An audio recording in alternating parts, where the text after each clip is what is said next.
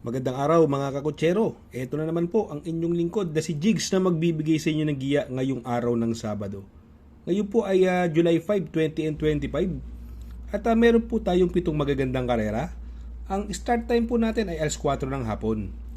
Uulitin ko po, itong aking giya ay purely review and analysis ko lamang at walang halong information. Simulan na po natin. Race number 1, kung saan po magsisimula ang winner take all. 3-year-old and above maiden race, Placer. Distance is 1,400 meters. At dito po, meron po tayong 7 kalahok. May mga bagong kalahok, yung Super Daily din, no? Ayan si Super Daily din, hindi masyadong maganda ang prueba sa kanyang unang barriera na may 1.18 medya lang po. At ito namang si Puhada Bay, 1.20. Kaya itong laban na ito, sa tingin ko, 2-horse race, no? It's between Royal Salute and Orient Express.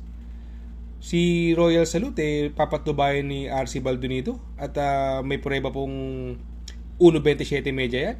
Orient Express naman ay papatubayan na ni Jeffrey Zarate.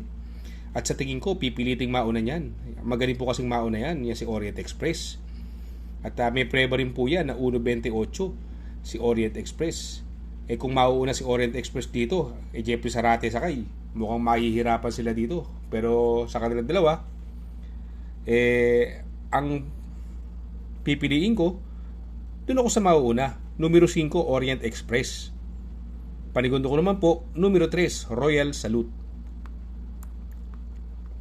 Sa race number 2, kung saan po magsisimula po ang pick 6, Duracom rating based handicap system race, class 4, 16 to 21.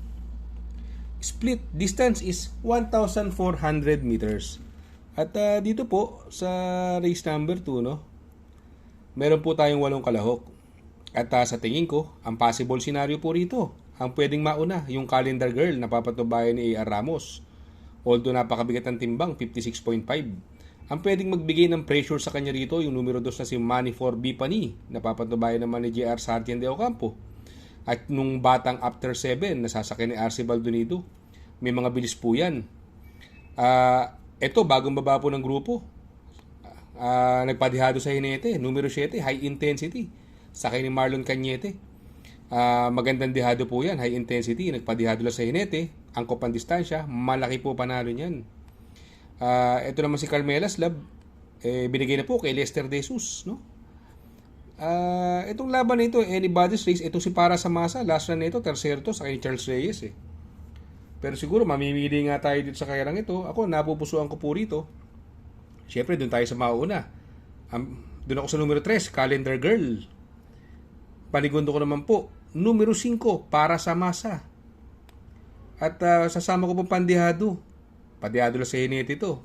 Pag nabigyan ng napaganda pagdadala ng bata rito, malaki chance nito. Numero 7, high intensity.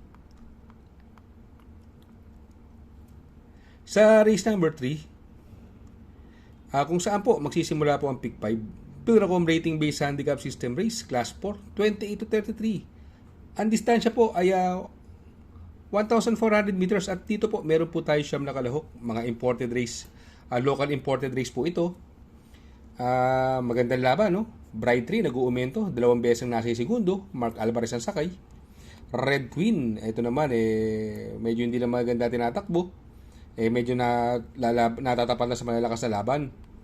Sa magandang dilag naman, ito nung huling laban po nito, ang lakas ng dating nito. I'm not sure kung segundo o tersero siya ron, basta dikit-dikit lang siya ron. Tersero yata, dikit-dikit lang sila ron. Si magandang dilag, nasasakyan na Noel Lunar, gamay niya po yan. Ito, possible na pwedeng magdala ng unahan. Yung numero 5 Easy Way, yung Crusading, binigay na po kay Jan Alvin, although magdadala ng napakabigat na 57. Pero sa tingin ko, ang horse to beat dito, numero 6, galing sa panalo, Longevity, nasasakyan ni Bumbum Villegas, napakabigat nga lang ng timbang, no? Si Longevity, nung nanalo last run po ito, nag-1.24 medya po to. Kaya sa tingin ko, yan po ang napupusuan ko dyan. Kaya dito sa race number 3, pampermero ko, numero 6, Longevity. Panigundo ko naman po, numero 5, Easy Way coupled with Crusading. Sa race number 4, kung saan po magsisimula po ang pick 4, Duracom rating based handicap system race, class 4, 16 to 21 split. Another 1,400 meter distance at may 8 kalahok. Sa karerang ito, maraming bumaba ng laban. Sila Sky Story, Primavera, ang baba po sa laban ng mga yan, no? At meron namang umangat, yung Mang Nano, magdadala ng 57 ng timbang, sakay ni Jeffrey Bakikay, gamay niya po yan, galing sa panalo. Although napakabigat, sa tingin ko nakakalamang po yan, no?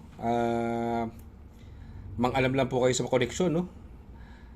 Itong Sky Story kasi parang hindi masyado magandang mga huling laban, pero gamay po ni Conrad Denson niya, no? May panalo din po yan, kaya lang hindi ko po siya nakakurso na dahan.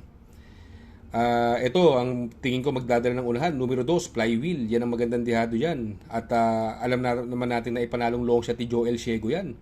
Ang ganda ng numero. Pag ito nauna rito, malaki chance nito, Flywheel, no? Magandang dihado po yan. Ito naman si Primavera, 56 timbang sa kanya Abrera, mababa rin po sa laban. Kaya dito sa race number 4, ang pili ko po, no? Doon ako sa numero 3, Mang Nano. Panigundo ko naman po, numero 6, Primavera. At isasama ko po, ito, pandihado ko po. Baka mauna at makabuo ng 2 kwartos. Numero 2, Flywheel. Sa race number 5, Pilracom rating based handicap system race, class 5, 6 to 10 split. Distance is 1,400 meters at may 8 kalahok po sa laban na ito. Dito, mga bagong baba ng grupo rito. Yung Everland, napapatubayan ni Jen Albin. Ayan si Everland, may 1.28 sa 1,400 meters yan.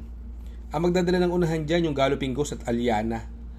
Axis Deviation. Puro mabibilis po yan, tatlong yan.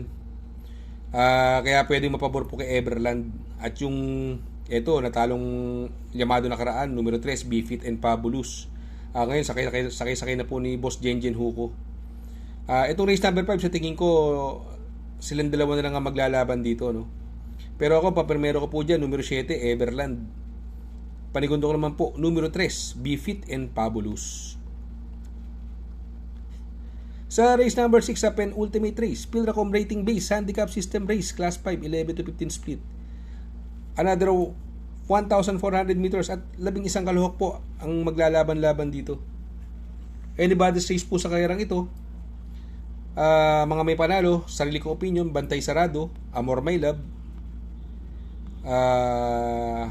Heavyweight, Boss Lady, Distant Thunder. Yan limang yan, siguro wala na lulusot.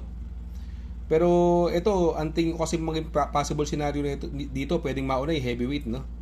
Although napakabigat ng timbang, 57, JT pabilik naman ng sakay. Tingin ko walang mauna eh. Yung Distant Thunder lang ang pwedeng bumulabog, pero tingin ko kaya ni Heavyweight yan eh. Itong Amor My Love, binigay po sa Apprentice, no? Although 57 ng timbang, papatubayan po ni Jackie JC Baricol. Baka mabigyan ng break. May chance rin po yan, Amor My Love. Kung sakaling ito, ang baba po sa laban, may 1.27 po to. Numero 1, Bantay Sarado, sakay ni Bumbong Villegas. Yan po ang magandang pandiyado naman dyan. Kaya sa race number 6, ang pili ko po, doon po ako sa numero 8, Heavyweight. Panigundo ko naman po, numero 3, Amor My Love. At isasama ko pong pandiyado, numero 1, Bantay Sarado. Sa race number 7, Pilracom rating based handicap system race, class 5, 6 to 10 split. Ang distansya po ay 1,400 meters. Itong laban na ito, sa tingin ko, mukhang nakakalamang yung Danius San, no? Dito kasi, ang magdadala ng unahan po, yung Success of Times, at posibleng habulin siya ni Streisand. Mahaba ang distansya, angkop kay Danius San. Sa tingin ko, medyo nakakalamang po siya sa laban na ito. Ang tingin ko magbibigay naman ng magandang laban yung numero 1 si MyStar na sakay ni Patty Dilema. Itong si MyStar, lately, medyo lagi nasa timbangan. At kung gusto nyo naman po ng magandang diyado, yung may gamay po, numero 2, Achiholi. Sakay ni A. Abrea, gamay na gamay niya po yan. At Giant Killer po yan, si Achiholi. Magandang pandihado po yan. Kaya sa race number 7, pili ko po. Doon ako sa numero 6, Danius San. Panigundo naman po, numero 1, MyStar. At isasama ko po pandiyado, numero 2, Achiholi. Shoutout nga pala kay Sir Pax ng Barkadahan OTV. Located po siya sa 1139 New Antipolo Street, Corner Vargas. Malapit lang po sa Abad Santos, yung bagong ginawang tulay. Very convenient and attentive po ang mga tao.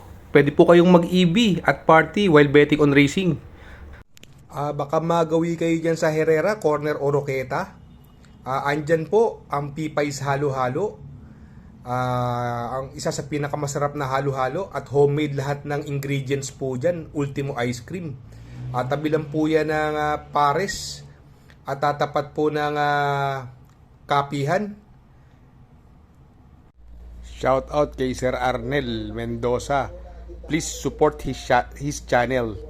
Shout out po Sir Arnel Mendoza. Good luck mga kakutsero. Sana po matapat ang ating giya at yung mga nakasunod. Sana po ay magsitama po kayo.